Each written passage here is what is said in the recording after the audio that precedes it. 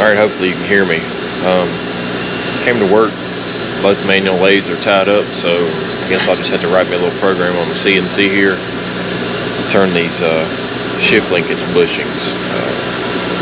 Glad I brought the trans with me, because one bushing, I guess first reverse bushing is different than second, third bushing on the shift linkage, or the shift rods and the shift arms. So I'm gonna set you down here, do a little time lapse of fixing this little program so I can turn this. I'm going to use a bronze for these bushings. They were a plastic rubber type, I don't know, but these are wicked shot, so we're going to make some that'll last. But I'm going to set you down and do a little time lapse. Alright, now if you're remotely interested in me taking the time to do a program or write a program, or maybe give you just a slow down basic face turn and cut off how to, then just leave it in the comments. Maybe we can work up something. I could go in on a Saturday and leave everything off but just the rotor to this lathe. That way it's got a lot less background noise. But like the caption said in the beginning, I am in no way a professional. I've not had actual school training for this. A good percentage of this, I'm going to say 75, 80, maybe even 90%, I have learned the hard way. And a lot of it goes to YouTube. So, you may see things that I do that's a lot different than what a lot of you may do, but that's just how I know how to do it. So,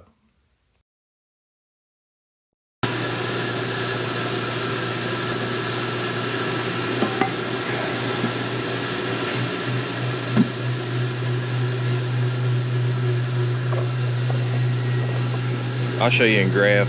Hopefully you can hear me, because they're turning a very large shaft here in the background. So I'm trying to get close to the camera but not talk loud enough to make people wonder what I'm doing. So I'll show you in graph what we're making.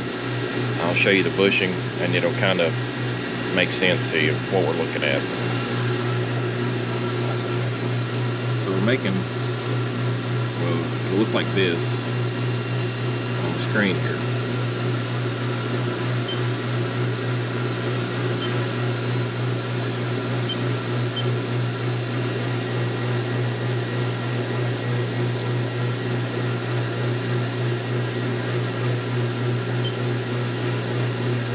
That's the spot drill. That's the drill. So that's your hole. And that's the cutoff tool, which this will be the back side. Alright, I'm going to load some tools and we'll get back to... I'm not running coolant on this stuff, so I'll be able to video the whole machine process, but I'll get back to you when I get some tools loaded. Alright, let's see if we can make a couple of these. I only need one of these, but I'll probably make 3 or 4 just to have them. Maybe somebody needs one or a set, whatever. But let's make this first bushing right quick.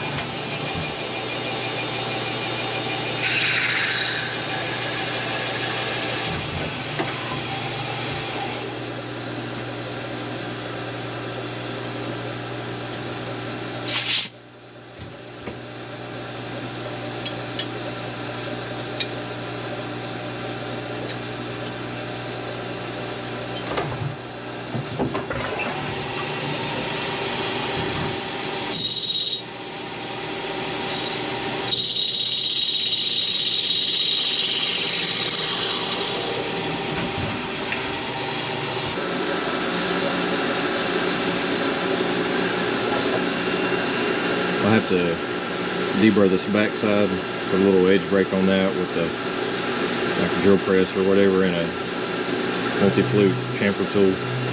Other than that, that's what we're looking for.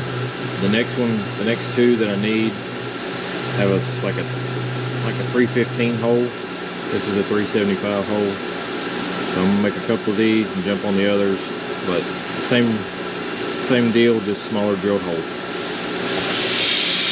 All right, get these knocked out and get back to the car. See you then. All right, these are the finished product of. I clearly didn't deburr these, but it's whatever. They're my parts. Not like they're going to a customer.